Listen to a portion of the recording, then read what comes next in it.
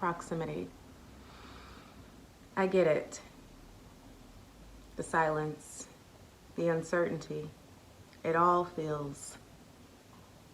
seems to swell more, hurts deeper. The needing to reminisce on high fives, hugs, and the occasional side eyes. Sitting in malaise or content for the break. I'm still trying to love how to breathe in the same air. Yeah, I know. I miss you too.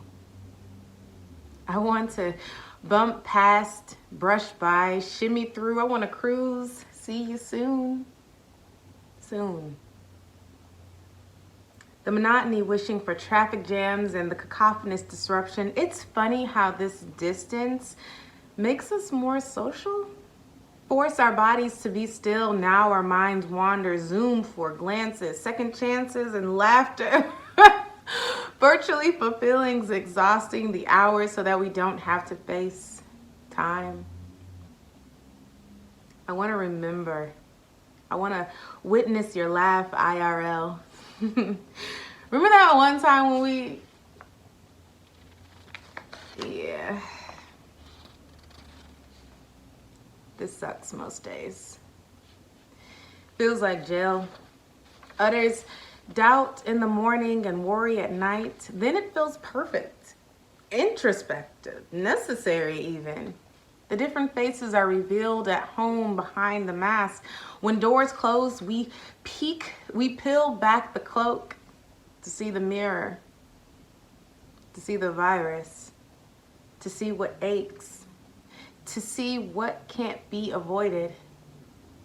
Forced to feel the wounds and made to apply the Band-Aid alone. But you're not. We're not. Alone casualty is a collective experience.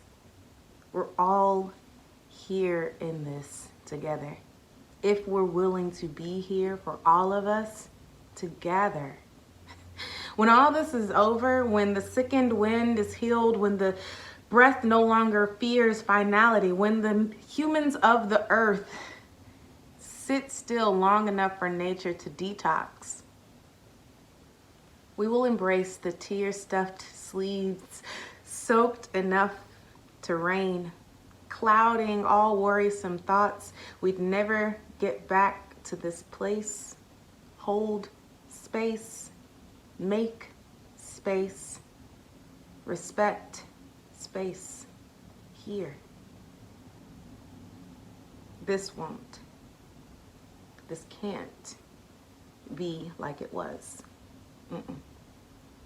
We have to close the gap, letting the virus in, shift and create so that we may move the toxins out. Thank you.